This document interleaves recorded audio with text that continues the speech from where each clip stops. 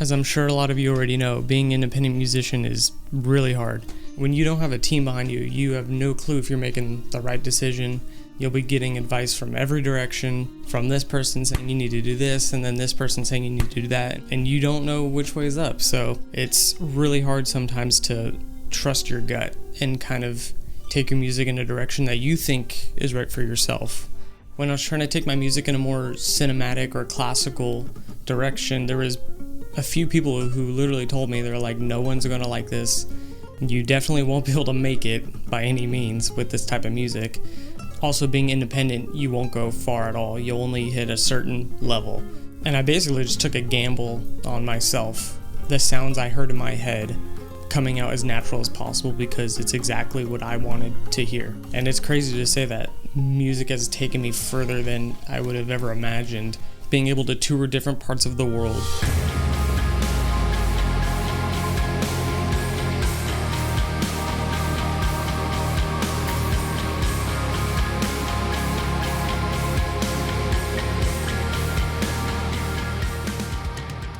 Being asked to do music for Cobra Kai. It is one of our favorite collaborators, Charlie Robbins.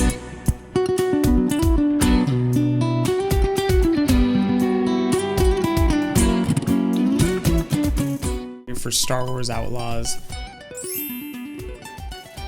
Like things I wouldn't even have imagined happened.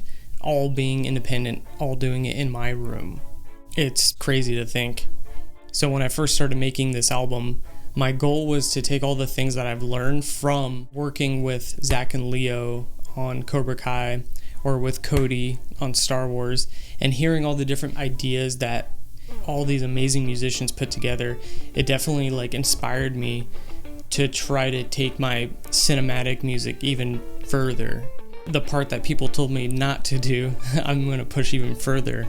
And, just kind of try to infuse my style with it to see how it goes. It might end up terrible, who knows.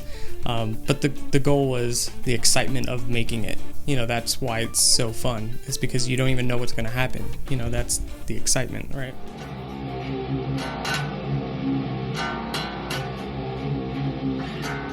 So basically starting off with Mother of God, that's kind of how that was made.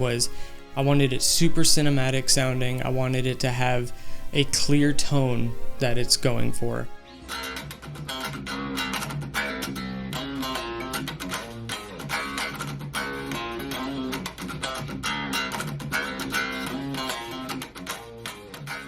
And I envisioned this song just being played live. What would be the coolest things to hear live on a stage? Huge sound and everything. And that was the first goal of this song. So I have kind of an idea going in of knowing exactly what I want to do.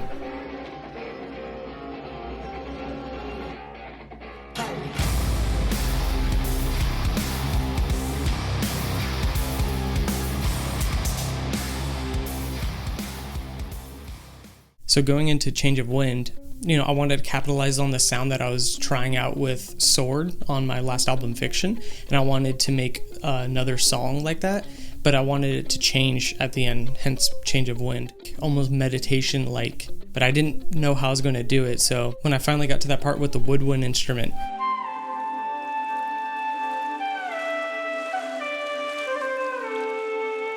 I was like, how am I going to even make this work? Because it was such a crazy change. And then when it drops into that breakdown, I was like, that's exactly what I wanted, the juxtaposition of sounds. And once I hit that, I was like, that's what I'm looking for this album.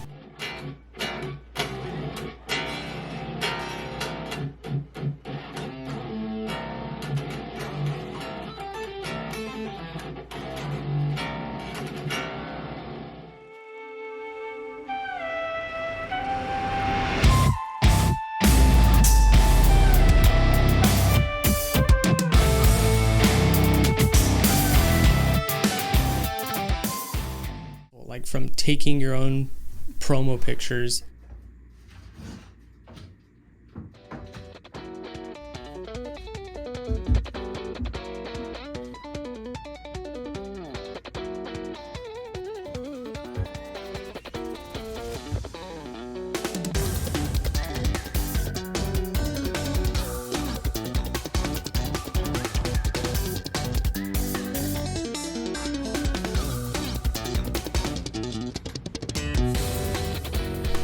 to mixing and mastering your own album, making all these executive decisions, which is extremely liberating. It's nice to just basically come out with something that's exactly what you're hearing in your head and how you want it. It is hard to know if you're making the correct decision. Like Artificial Language, there's 5 other people in the band that can kind of give like, oh, maybe we shouldn't, maybe we should.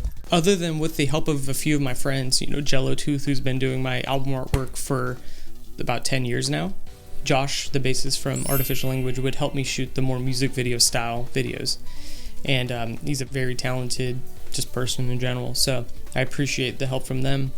But other than that, the mix, the master, it's all done in this room, which is really cool to think that like we are in a position now with technology that you can literally do all of this in your room and get the results that you're looking for if you just spend enough time with trial and error.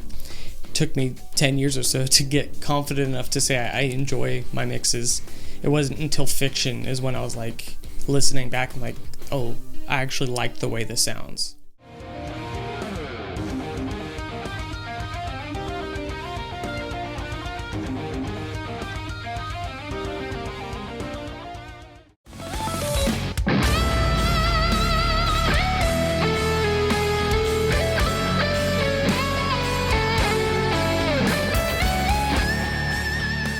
After that, I gained a lot more confidence going into Memento to mix and master my own music and make it exactly how I want.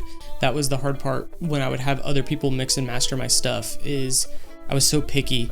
I felt annoying asking them to do this or do that, almost to like an insane degree of detail that I'll like change things. I will have 40 different mixes on one song, changing just one little hi-hat hit or something. It's pretty ridiculous. So the only way for me to not feel like I'm bugging people was to just do it myself. It's nice to be able to like get that painting onto the paper and see if it comes out good. A lot of times it doesn't. Sometimes you try an idea and it's like, Jesus, that's not even good at all. But other times it ends up sounding cool. So with I'll Be Okay, that was basically written kind of like a Just Breathe, from my last album. This one is kind of written to combat like Now Sync from my last album, or Ritual from this album, which is focused on anxiety. And I know that probably makes no sense considering there's no lyrics, but I have the title to work with. And then the notes that come out when I'm writing, when I'm feeling a particular way, I do feel like they're, in a weird way, almost lyrics in themselves, because I have a very particular way I'm feeling at that moment. And that's why I do think I write so much, is when I'm going through these problems in life, I will just write. That's the first thing I do. I just sit down and I write. I'm sure you've all seen, like, I'll pick up a laptop, just write. Pick up my guitar, just write. So these things come out. It wasn't until an album or two ago is one thing started like, oh, these have very particular tones to them based off how I'm feeling. So going to I'll Be Okay, that one is supposed to be more of an uplifting song. Similar to Just Breathe, it's that breath after having a very anxiety-filled week or month or however long it goes. It's that like actual like breath that you take where you're like, things are going to be okay.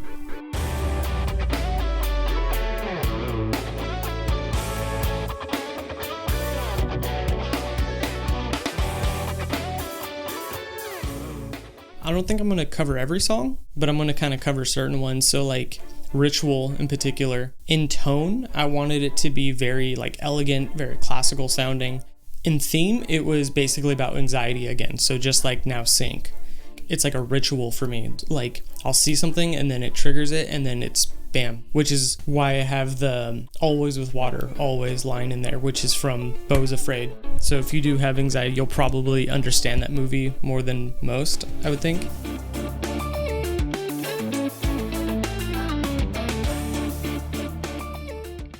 Hollow was written with the backdrop of the anxiety thing again. However, it was more of, I guess, like anger about it. Like I was frustrated with how I would always succumb to my anxiety like so easily at times. It just felt hollow. That song came out a little bit more aggressive, which ended up sounding, I thought, really cool because it's aggressive, but it's not like metal.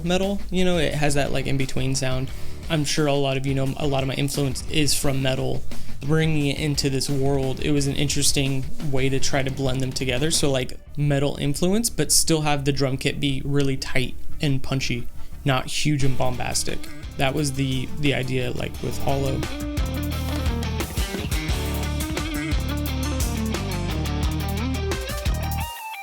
With the song Waiting for You, I'm not going to go over what that's about.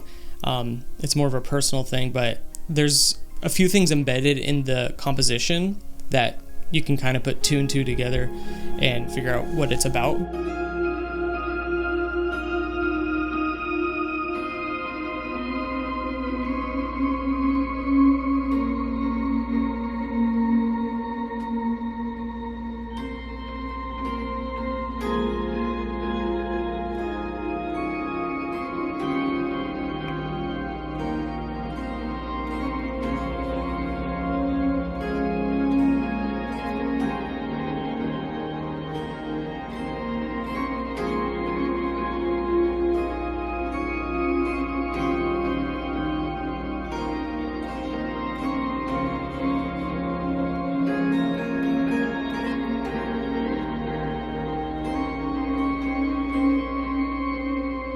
I wanted that one to be like 100% just pure feel. There's nothing really impressive going on in there. It's just pure melody and atmosphere. The atmosphere of the song was like the most important part, and I wanted it to just carry through the whole thing, leading into that emotional solo.